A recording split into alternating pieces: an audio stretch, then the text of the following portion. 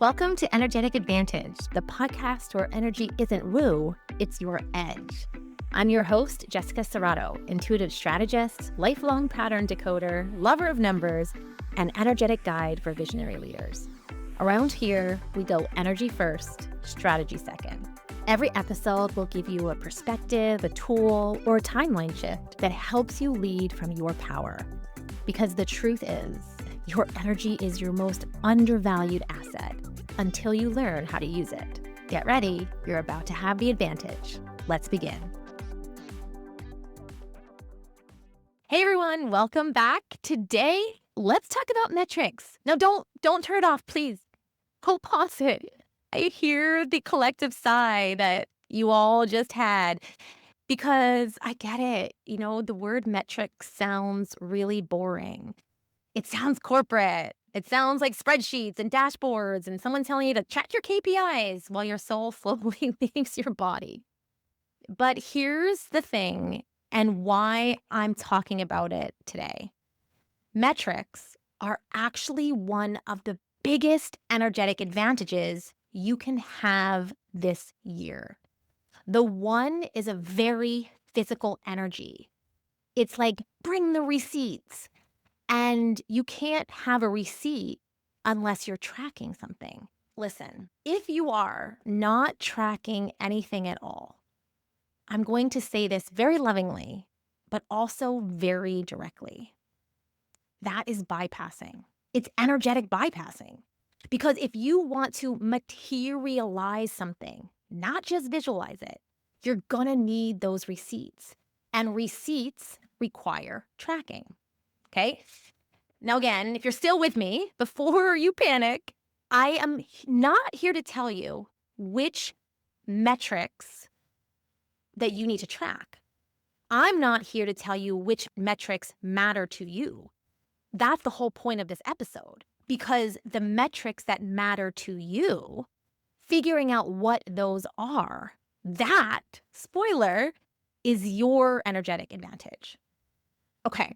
So let's just land into what metrics actually are. So the word metric comes from the Greek word metron, which literally just means measure. There's no judgment. There's no verdict. Measure. Metrics were never meant to shame you, to show you what you have not accomplished. They were meant to orient you. Metrics are not rules. They're not judgments. They're not a morality system. Metrics are feedback, objective feedback. They tell you what's working, what's landing, what might be moving, what's heavy, what's draining, what wants more energy, and what wants to be released. And it's like metrics are the reality, tapping you on the shoulder saying like, hey, look here. Metrics are not about you. I want to say this again. Metrics are not measuring you. It's impossible. Metrics don't tell you who you are. They tell you where you are. And orientation is leadership, especially in this one year. Now, here's where people get tripped up and where maybe in the past you've had metrics and they haven't worked for you, okay? Sometimes, falsely, spoiler, we think metrics are only quantitative. So numbers, money, counting, percentages, right? But the most powerful metrics actually live on two different axes, right? If you think about, the vertical line and the horizontal line, on the horizontal line on this tracking is the quantitative, right? Is the tangible, is the physical, is the number of, right? But equally as important is the vertical line, which is qualitative, how it felt for you, how it moved through you, how it landed. If you only track numbers, you only track quantitative, and you ignore the energy, the qualitative, you're going to build something that looks good on paper, but feels totally misaligned. If you only track energy, if you only worry about how it feels for you, and you ignore the reality of the numbers, you're going to stay in potential energy. And so the magic in my metrics and the metrics that I encourage everyone to use is the relationship between the two. Okay. Now, again, I get why some people go away from the qualitative because that's where emotion comes in. But remember, metrics were never meant to tell you if you're good or you're bad, right? Metrics are meant to tell you where you are in relationship to reality.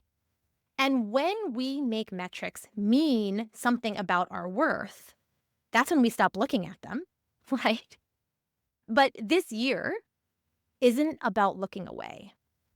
The year of the visionary leader is about eyes wide open. Because when we can see clearly, we can lead clearly. Now, here's what I really want you to dig into. Because I see so many smart, intuitive, capable people get stuck here. They're tracking metrics that they were told to track. So maybe your coach says, okay, track gross revenue. Or maybe there's a business advice that says track cash in the bank. Or maybe, if you're marketing on social media, they say track your follower growth. And listen, all of those are valid metrics, but valid does not mean relevant. So here's an example.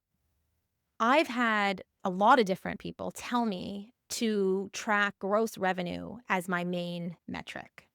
And I think that's perhaps what people tell you as the bottom line in business to track. But if I'm being completely honest, which I always am, especially here, that metric does almost nothing for me energetically. It doesn't motivate me. It doesn't guide my decisions. And it doesn't tell me what to adjust, right? Now, at the same time, I have clients who love that metric. They love to track their revenue. It lights them up. It anchors them, right? It's the same metric, but it has a totally different energetic impact. And a metric that drains you is not an advantage. A metric that you have no feeling around or that you don't care about is not an advantage, even if it's correct, right? Another place that is really going to matter here in this year is when you're hiring support, because you're going to hear a lot of people say this year, I can get you X, Y, and Z. I can get you more followers, more reach, more leads, bigger numbers, whatever X, Y, and Z is, okay? But here's the thing. That might sound impressive in their marketing, and your mind might even trick you into telling you that's what you want. But the real question you should be asking yourself is not like, oh, I wonder if they can get me that metric. The first question you should ask yourself is, does that metric actually matter to you? Does it move your business forward? Does it support what you are trying to build?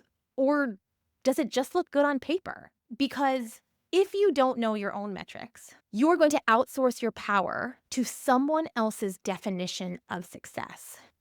And we know leaders don't do that.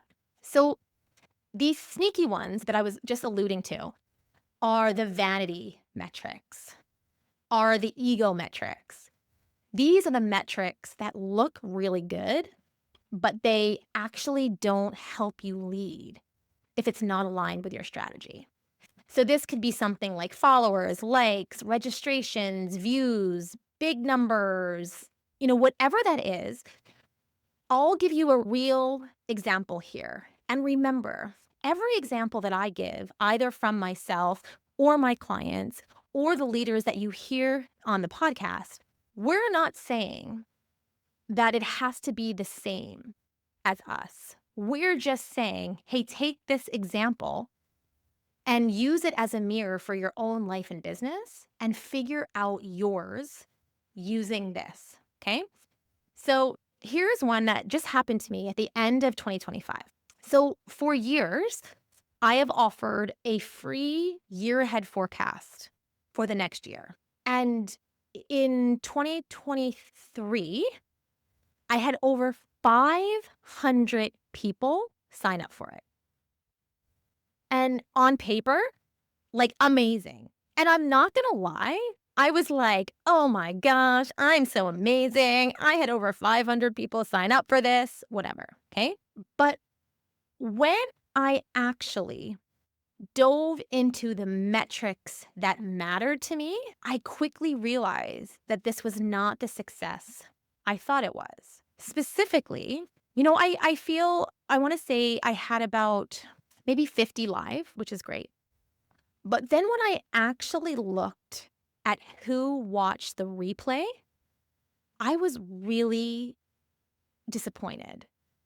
In fact, I was crushed, actually, because I had thought that because so many people had signed up for this thing, I poured my heart and my soul into it. And I was like, oh my gosh, I get to make a difference in 500 people's lives. Like, for the better. This is amazing. And I was shocked and disheartened to see how low, percentage wise, the number of views I actually had on it. Fast forward to this year, 2025. And I really felt, even if it was small, which it was, I wanted to create this energy of reciprocity and investment in the forecast because I knew that what I was creating was so epic. I mean, it wasn't just the forecast, right? It was like a written guide, a step-by-step, energetic, intuitive spread, a month by month, play by play. I mean, it had so much in it. And so for this year, I had a investment associated to it. Tiny, 44 bucks. And this year, I had just over 100 people sign up for it. And if I were to compare that metric to the 507 who had previously registered, that feels like this year was a failure. But here's the metric that really mattered to me.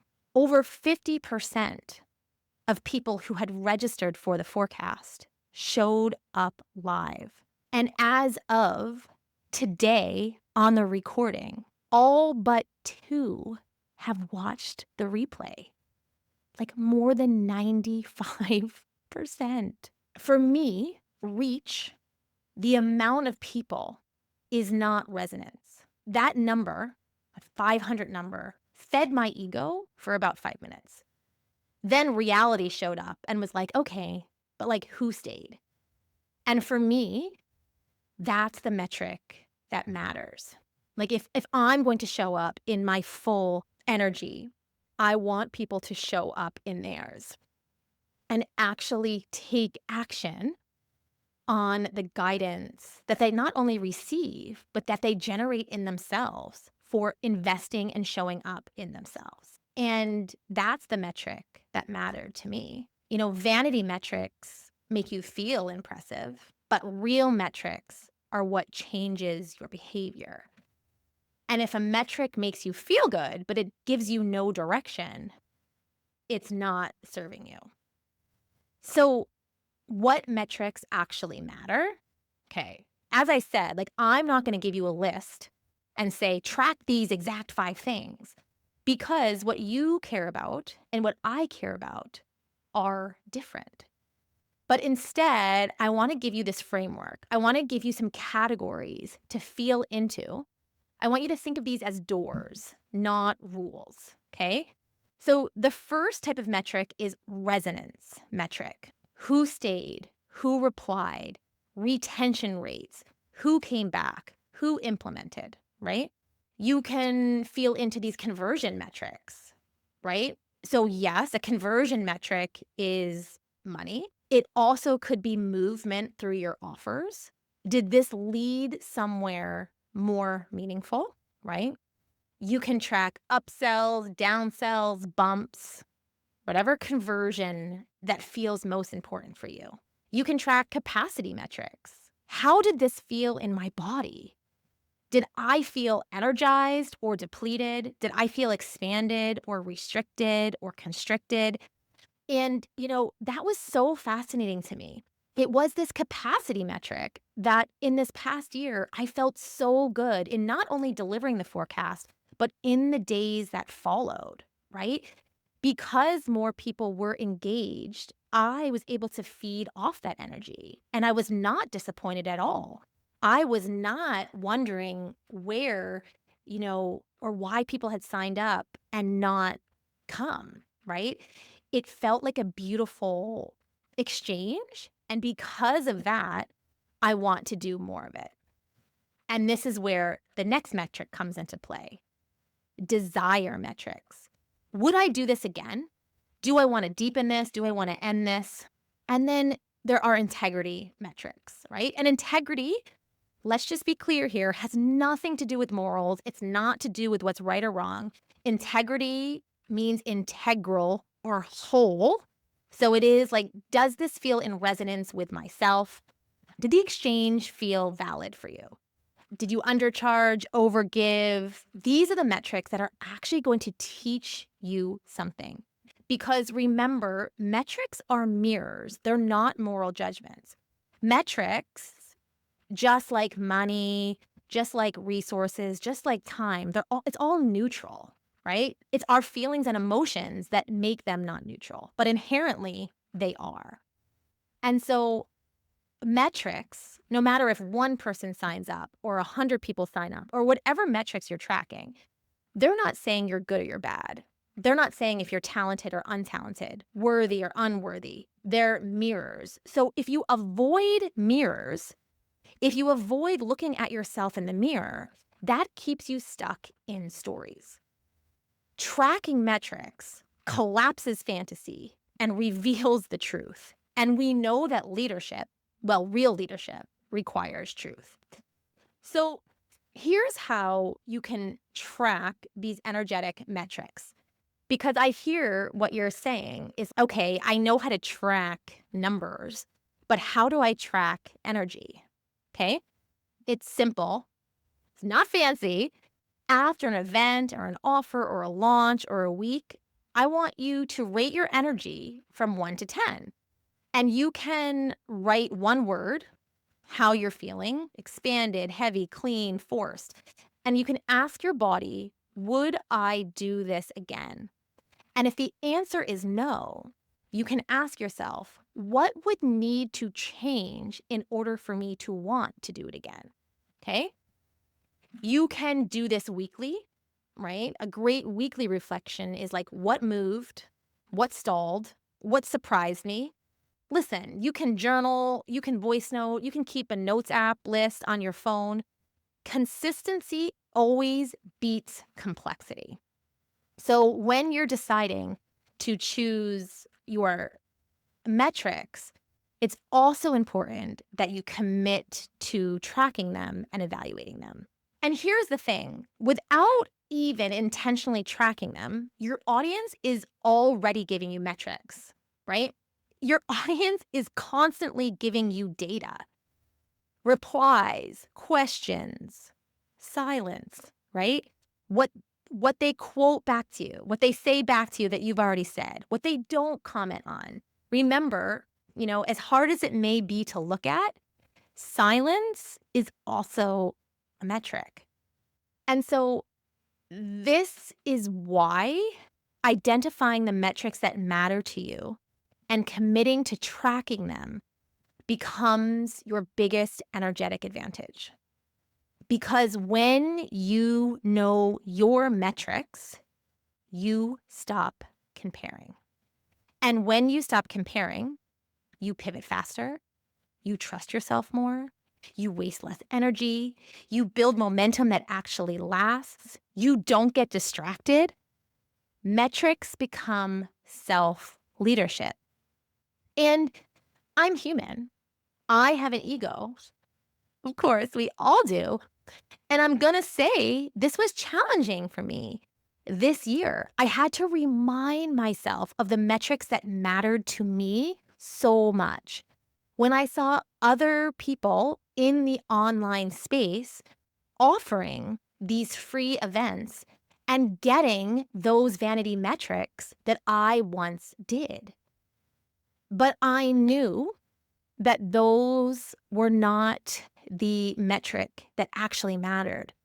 And I knew that in my specific business strategy for next year, even if I had that many people come, and even if I had a high percentage conversion rate, I do not or would not have the capacity to serve them at the level that I wanted to in the next year. So I made a decision to double down on the metrics that mattered. And I committed to tracking them for me. And as soon as that happened, as soon as I understood the why underneath my metric, comparison kind of just washed away because it didn't matter what anyone else's successes were, because what they were tracking was not important to me. So here's your invitation. Here's what I want you to do from this episode. Don't have to track everything. Don't have to build a dashboard. You don't have to become this robot that's like focused on metrics, metrics, metrics. I want you to pick 3 to 5 metrics that actually matter to you. And I want you to track them for 30 days. Now, if you are in business, this is going to be easy for you. But also, if one of your goals or intentions for 2026 is perhaps to call in a partner, to be a present parent, if it's anything personally related, remember you can also track metrics there. Okay? Let reality educate you. If this episode helped you see metrics differently, please share it. Please send it to someone who might be stuck in some vanity metrics or might be avoiding numbers altogether. Because the metric that matters most is the one that tells you the truth that you have been avoiding. Here's the thing. A lot of the time, we don't avoid tracking metrics because we're lazy. We avoid them because we don't want to see. Because seeing means we can't unsee. Seeing means responsibility. And seeing means we have to decide. And this year, this eyes wide open year, is not asking you to be perfect, but it is asking you to be honest. When you track something and the number is lower than you want, that's not failure. It's information. Hey, that metric isn't saying you messed up. It's saying, here's where to look next. And honestly, I'm grateful for the metrics that disappoint me because at least I know. At least I'm not guessing. At least I'm not operating on like vibes alone, right? Because having this clarity really builds confidence. When you stop making metrics mean anything about your worth, metrics become one of the most supportive tools that you have. They show you where to refine. They show you where to redirect, where to release, where to double down. Eyes wide open doesn't mean harsh. It means awake. So track what matters to you. Look at it clearly and thank it for showing you the truth. And then lead yourself forward from there. That is energetic advantage. And as you know, we all have it. So if you are not using metrics in your life or in your business, you are missing out on a huge energetic advantage that you can switch like this. So as you pick your 3 to 5 metrics that matter and you commit to tracking them for 30 days without judgment, I would love if you were to send me a message, connect with me on Instagram, share what your metrics are and why you've decided to track them, and if you're open to it, the results. Because again, once we know this energetic advantage, we can harness it and we know exactly where it is leading us next. And so with that, I hope this has made you really embody the energy of metrics, not as boring, have to do type of things, but as wanting to engage with the numbers and energy in a different way. Thanks for joining. I can't wait to chat with you next time. And as we move into the next month, get ready. The leaders that are scheduled to come on the pod are just out of this world. They are unabashedly not only owning their energetic advantage, but using it. And lucky for us, they're going to share it. So stay tuned, subscribe, share, and I'll see you next time. Thanks for being here inside the Energetic Advantage. If today's episode opened something for you, share it, tag it, or send to the person who popped into your mind. And remember, energy first, strategy second. Your advantage has always been in you. Now it's time to lead with it. See you next time.